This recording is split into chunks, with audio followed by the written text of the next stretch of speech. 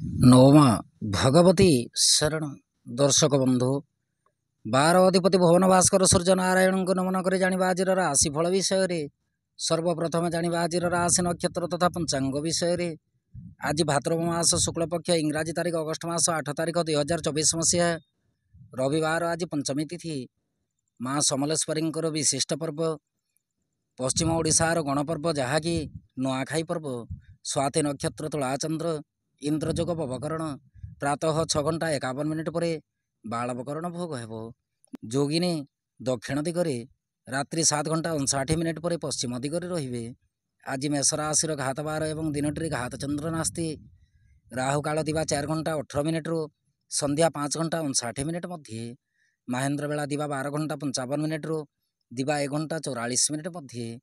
आज ग्रहस्थिति बृहस्पति वृष राशि, मंगल मिथुन राशि, रवि बुध सिंह राशि, केतु शुक्रयुक्त होइके कन्या राशि, चंद्रमा तुला राशि, शनि कुंभ राशि और राहु मीन राशि गोचर करेंगे। दर्शक बंधु राशिफल जानिबा आगु जानिबा आज दिव्य चिंतन विषय। दिव्य चिंतन रे अच्छी जन दर्शिका प्रश्न।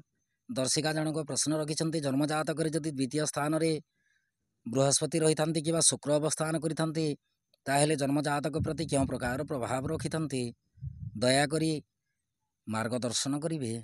दर्शक बंधु ज्योतिष शास्त्र रीतिनीति अनुसार जदि जन्म जातक द्वितीय स्थान रे बृहस्पति अवस्थान करें जन्म जातक प्रबल धन संपत्ति उपभोग करने सहित उत्साहयुक्त होता है। शरीर गठन रूपवान होगा सहित चरित्र मध्य उत्तम रही है। सदा सर्वदा देव धर्म पूजा कर्म रीतिनीति मति धावन होता है।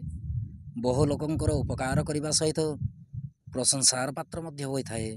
से ही प्रकार शुक्र मध्य शुभग्रह जितेबले शुक्र जदि द्वितीय स्थान रे थांती ताहेले जन्मजातक बहु विद्यार अधिकारी होगा सहित कर्म कौशली होता है। स्त्री मानक द्वारा प्रबल धन लाभ होता है। विशेषकर विवाह पर भाग्यर उन्नति होवार सूचनाटी 100% रही है। ये थिला जन दर्शिका प्रश्न। एबे आसंतु जानिबा आज राशिफल विषय। राशिफलटी आपणक चंद्र राशि उपर आधारित। आपणक जन्मकोष्ठी चंद्रमा जो राशि अवस्थान करिसेंती सी होची आपणक चंद्र राशि बा जन्म राशि।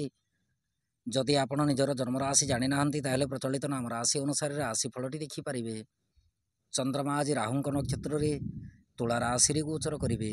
फल मेष राशि ठारू मीन राशि पर्यंत द्वादश राशि उपर चंद्रमा क्यों प्रकार प्रभाव रहिबो उक्त विषय वस्तु उपर परिचित हेबा। कालपुरुष चक्र प्रथम राशि मेष राशि। मेष राशि व्यक्ति विशेषों दिनटी चंद्रमा राशि ठारू सप्तम स्थान रे गोचर करेंगे। फल कार्यक्षेत्र और व्यवसाय आमोद प्रमोद समय अतिवाहित हो। दिनटी भू संपत्ति लाभर सूचना अच्छी। सरकारी बेसरकारी कर्म को लेकिन उन्नतिर मार्गदर्शन हो। दाम्पत्य और प्रेम संपर्क अति उत्तम रहिबो। आर्थिक स्थिति सबल रहिबा सहित स्वास्थ्य शरीर अति उत्तम अटे। यात्रापाई दिनटी आपणक पक्षरे जीव। विद्यार्थी और महिला मान कार्यक्षेत्र में निर्विघ्न कर्म संपादन करेंगे। आपण शुभरंग आज हलदी वर्ण रंग शुभंक साथे आपण आज दुम दुर्गाय नमः यह मंत्र को पठन करंतु दिनटी अत्यंत सुखद रहिबो। वृष राशि। वृष राशि व्यक्ति विशेषों दिनटी चंद्रमा राशि ठारू षष्ठ स्थान रे गोचर करेंगे। फल कार्यक्षेत्र और व्यवसाय द्रव्य लाभर सूचना अच्छी। सरकारी बेसरकारी कर्म को लेकिन धीर मंथर गति कर्म निर्वाह करंतु। दाम्पत्य और प्रेम संपर्क आद्य शुभदायक नुहे। दिनटी गुप्त शत्रु जात हो पारती। आर्थिक स्थिति दुर्बल रहिबा सहित स्वास्थ्य शरीर मध्य दुर्बल रही पारे। यात्रापाई दिनटी विशेष सुखदायक नुहे। ज्ञाति परिवार बंधुवर्ग मध्य सुसंपर्क स्थापन करंतु। विद्यार्थी और महिला मान कार्यक्षेत्र में विरक्ति भाव प्रकाश करेंगे। आपण शुभरंग आज धवल वर्ण रंग शुभंक 4। आपण आज ओम नमो भगवते वासुदेवाय नमः यह मंत्र को पठन करंतु दिनटी अत्यंत सुखद रहिबो। मिथुन राशि। मिथुन राशि व्यक्ति विशेषों दिनटी चंद्रमा राशि ठारू पंचम स्थान रे गोचर करेंगे। फल कार्यक्षेत्र और व्यवसाय हतोत्साहित गुण जागृत हो। सरकारी बेसरकारी कर्म को लेकिन चिंतित रही पारती। दाम्पत्य और प्रेम संपर्क मध्यम उत्तम अटे। आर्थिक स्थिति दुर्बल रहिबा सहित स्वास्थ्य शरीर मध्य दुर्बल अटे। संतान संतति कार्यकलाप उपर कड़ा नजर रखंतु। यात्रापाई दिनटी मध्यम फलदायक। विद्यार्थी और महिला मान कार्यक्षेत्र में संतापित होवार सूचना जना जाए। आपण शुभरंग आज सबुज वर्ण रंग शुभंक 1। आपण आज राम रक्षा स्तोत्र पाठ करंतु दिनटी अत्यंत सुखद रहिबो। कर्कट राशि। कर्कट राशि व्यक्ति विशेषों दिनटी चंद्रमा राशि ठारू चतुर्थ स्थान रे गोचर करेंगे। फल कार्यक्षेत्र और व्यवसाय वाद विवाद उत्पन्न हो। ସରକାରୀ ବେସରକାରୀ କର୍ମକୁ ନେଇକି ଉପରିସ୍ଥ କର୍ମଚାରୀଙ୍କ ଠାରୁ ପରାମର୍ଶ ଗ୍ରହଣ କରିକି କର୍ମ ସମ୍ପାଦନ କରନ୍ତୁ। ଦାମ୍ପତ୍ୟ ଓ ପ୍ରେମ ସମ୍ପର୍କ ଆଦ୍ୟ ଶୁଭଦାୟକ ନୁହେଁ। ଦିନଟିରେ ମାତୃପୀଡ଼ାର ସୂଚନା ଅଛି। ଆର୍ଥିକ ସ୍ଥିତି ଦୁର୍ବଳ ରହିବା ସହିତ ସ୍ୱାସ୍ଥ୍ୟ ଶରୀର ମଧ୍ୟ ଦୁର୍ବଳ ରହିପାରେ। ଯାତ୍ରା ପାଇଁ ଦିନଟି ମଧ୍ୟମ ଫଳଦାୟକ। ବିଦ୍ୟାର୍ଥୀ ଓ ମହିଳାମାନେ କାର୍ଯ୍ୟକ୍ଷେତ୍ରରେ ଆଶାତୀତ ଫଳ ପ୍ରାପ୍ତିରେ ବିଳମ୍ବ ଯୋଗ ଲକ୍ଷ୍ୟ କରିବେ। ଆପଣଙ୍କ ପାଇଁ ଶୁଭ ରଙ୍ଗ ଆଜି ହଳଦୀ ବର୍ଣ୍ଣ ରଙ୍ଗ, ଶୁଭ ଅଙ୍କନ। ଆପଣ ଆଜି ଦୁର୍ଗା ନବାକ୍ଷରୀ ମନ୍ତ୍ର ପଠନ କରନ୍ତୁ। ଦିନଟି ଅତ୍ୟନ୍ତ ସୁଖଦ ରହିବ। ସିଂହ ରାଶି। ସିଂହ ରାଶି ବ୍ୟକ୍ତି ବିଶେଷଙ୍କ ପାଇଁ ଦିନଟିରେ ଚନ୍ଦ୍ରମା ରାଶିଠାରୁ ତୃତୀୟ ସ୍ଥାନରେ ଗୋଚର କରିବେ। ଫଳରେ କାର୍ଯ୍ୟକ୍ଷେତ୍ର ଏବଂ ବ୍ୟବସାୟରେ ସଫଳତାର ଚାବିକାଠି ପ୍ରାପ୍ତି ହେବ। ସରକାରୀ ବେସରକାରୀ କର୍ମକୁ ନେଇକି ଆର୍ଥିକ ସ୍ଥିତି ଅତି ଉତ୍ତମ ରହିବ। ଦାମ୍ପତ୍ୟ ଓ ପ୍ରେମ ସମ୍ପର୍କ ମାଧୁର୍ଯ୍ୟ ଭରା ଅଟେ। ଆର୍ଥିକ ସ୍ଥିତି ସବଳ ରହିବା ସହିତ ସ୍ୱାସ୍ଥ୍ୟ ଶରୀର ଅତି ଉତ୍ତମ ରହିବ। ଯାତ୍ରା ସମୟରେ ଅମୃତ ତୁଲ୍ୟ ଫଳ ପ୍ରାପ୍ତି କରିବେ। ବିଦ୍ୟାର୍ଥୀ ଓ ମହିଳାମାନେ କାର୍ଯ୍ୟକ୍ଷେତ୍ରରେ ନିର୍ବିଘ୍ନରେ କର୍ମ ସମ୍ପାଦନ କରିବେ। ଆପଣଙ୍କ ପାଇଁ ଶୁଭ ରଙ୍ଗ ଆଜି ରକ୍ତବର୍ଣ୍ଣ ରଙ୍ଗ, ଶୁଭ ଅଙ୍କ 5। ଆପଣ ଆଜି ଦେବୀ ମନ୍ଦିରରେ ଘୃତ ଦୀପ ଅର୍ପଣ କରନ୍ତୁ। ଦିନଟି ଅତ୍ୟନ୍ତ ସୁଖଦାୟକ ହେବ। କନ୍ୟା ରାଶି।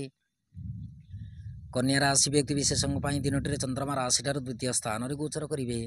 ଫଳରେ ଦ୍ୱିତୀୟ ଚନ୍ଦ୍ର ବିଶେଷ ଶୁଭଦାୟକ ନୁହନ୍ତି। ସରକାରୀ ବେସରକାରୀ କର୍ମକୁ ନେଇକି ଅପବ୍ୟୟ ଖର୍ଚ୍ଚର ସୂଚନା ଅଛି। କର୍ମମୟ ଜୀବନରେ ଅଶାନ୍ତିର ବାତାବରଣ ଦେଖାଯାଇପାରେ। ଦାମ୍ପତ୍ୟ ଓ ପ୍ରେମ ସମ୍ପର୍କ ଆଦ୍ୟ ଶୁଭଦାୟକ ନୁହେଁ। ମନ ଭିତରେ ଉଦ୍ବେଗ ଜାତ ହେବ। ଆର୍ଥିକ ସ୍ଥିତି ଦୁର୍ବଳ ରହିପାରେ। ସ୍ୱାସ୍ଥ୍ୟ ଶରୀର ପ୍ରତି ଧ୍ୟାନ ଦେବା ସହିତ ଦିନଚର୍ଯ୍ୟା ଏବଂ ପାରିବାରିକ ପରିବେଶ ପ୍ରତି ଧ୍ୟାନ ରଖନ୍ତୁ। ଯାତ୍ରା ପାଇଁ ଦିନଟି ମଧ୍ୟମ ଫଳଦାୟକ। ବିଦ୍ୟାର୍ଥୀ ଓ ମହିଳାମାନେ କାର୍ଯ୍ୟକ୍ଷେତ୍ରରେ କର୍ମଚଞ୍ଚଳ ରହିବେ। ଆପଣଙ୍କ ପାଇଁ ଶୁଭ ରଙ୍ଗ ଆଜି ଘନ ନୀଳ ରଙ୍ଗ, ଶୁଭ ଅଙ୍କ 3। ଆପଣ ଆଜି ଦୁର୍ଗା ନବାକ୍ଷରୀ ମନ୍ତ୍ର ପଠନ କରନ୍ତୁ। ଦିନଟି ଅତ୍ୟନ୍ତ ସୁଖଦ ରହିବ। ତୁଳା ରାଶି। ତୁଳା ରାଶି ବ୍ୟକ୍ତି ବିଶେଷଙ୍କ ପାଇଁ ଦିନଟିରେ ଚନ୍ଦ୍ରମା ରାଶିରେ ଗୋଚର କରିବେ। ଫଳରେ କାର୍ଯ୍ୟକ୍ଷେତ୍ର ଏବଂ ବ୍ୟବସାୟରେ ଅଶାନ୍ତିର ବାତାବରଣ ରହିପାରେ। ସରକାରୀ ବେସରକାରୀ କର୍ମକୁ ନେଇକି ନିର୍ବିଘ୍ନରେ କର୍ମ ସମ୍ପାଦନ ହେବ। ଦାମ୍ପତ୍ୟ ଓ ପ୍ରେମ ସମ୍ପର୍କ ଅତି ଉତ୍ତମ ଅଟେ। ଆର୍ଥିକ ସ୍ଥିତି ସବଳ ରହିବା ସହିତ ସ୍ୱାସ୍ଥ୍ୟ ଶରୀର ସୁଖଦ ରହିବ। ଯାତ୍ରା ପାଇଁ ଦିନଟି ମଧ୍ୟମ ଫଳଦାୟକ। ବିଦ୍ୟାର୍ଥୀ ଓ ମହିଳାମାନେ କାର୍ଯ୍ୟକ୍ଷେତ୍ରରେ ନିରୁତ୍ସାହିତ ରହିପାରନ୍ତି। ଆପଣଙ୍କ ପାଇଁ ଶୁଭ ରଙ୍ଗ ଆଜି ଧୂସର ବର୍ଣ୍ଣ ରଙ୍ଗ, ଶୁଭ ଅଙ୍କ 1। ଆପଣ ଆଜି ହନୁମାନ ଚାଳିଶା ପଠନ କରନ୍ତୁ। ଦିନଟି ଅତ୍ୟନ୍ତ ସୁଖଦ ରହିବ। ବିଛା ରାଶି। ବିଛା ରାଶି ବ୍ୟକ୍ତି ବିଶେଷଙ୍କ ପାଇଁ ଦିନଟିରେ ଚନ୍ଦ୍ରମା ରାଶିଠାରୁ ଦ୍ୱାଦଶ ସ୍ଥାନରେ ଗୋଚର କରିବେ। ଫଳରେ କାର୍ଯ୍ୟକ୍ଷେତ୍ର ଏବଂ ବ୍ୟବସାୟରେ ଗତିରୋଧ ଯୋଗ ସଂଗଠିତ ହେବ। ସରକାରୀ ବେସରକାରୀ କର୍ମକୁ ନେଇକି ଆତ୍ମସନ୍ତୋଷ ପ୍ରାପ୍ତି କରିବେ। ଦାମ୍ପତ୍ୟ ଓ ପ୍ରେମ ସମ୍ପର୍କ ସୁଖଦ ରହିବା ସହିତ କର୍ମମୟ ଜୀବନ ଶାନ୍ତିପୂର୍ଣ୍ଣ ଭାବେ ଅତିବାହିତ ହେବ। ଦିନଟିରେ ପ୍ରତି ମୁହୂର୍ତ୍ତରେ, ପ୍ରତି କ୍ଷଣରେ, ପ୍ରତି ସମୟରେ ଶୁଭଫଳ ପ୍ରାପ୍ତି କରିବେ। ଆର୍ଥିକ ସ୍ଥିତି ଅତି ଉତ୍ତମ ରହିବା ସହିତ ଦିନଟିରେ ଧାର କରଜ ଦେଇଥିବା ସମ୍ପତ୍ତି ଫେରସ୍ତ ପାଇପାରନ୍ତି। ସ୍ୱାସ୍ଥ୍ୟ ଶରୀର ଅତି ଉତ୍ତମ ଅଟେ। ଯାତ୍ରା ପାଇଁ ଦିନଟି ସୁଖଦ ରହିବ। ବିଦ୍ୟାର୍ଥୀ ଓ ମହିଳାମାନେ କାର୍ଯ୍ୟକ୍ଷେତ୍ରରେ ନିର୍ବିଘ୍ନରେ କର୍ମ ସମ୍ପାଦନ କରିବେ। ଆପଣଙ୍କ ପାଇଁ ଶୁଭ ରଙ୍ଗ ଆଜି ହଳଦୀ ବର୍ଣ୍ଣ ରଙ୍ଗ, ଶୁଭ ଅଙ୍କ 3। ଆପଣ ଆଜି ଶିବଶକ୍ତିଙ୍କ ଦର୍ଶନ କରନ୍ତୁ। ଦିନଟି ଅତ୍ୟନ୍ତ ସୁଖଦ ରହିବ। ଧନୁରାଶି। ଧନୁରାଶି ବ୍ୟକ୍ତି ବିଶେଷଙ୍କ ପାଇଁ ଦିନଟିରେ ଚନ୍ଦ୍ରମା ରାଶିଠାରୁ ଏକାଦଶ ସ୍ଥାନରେ ଗୋଚର କରିବେ।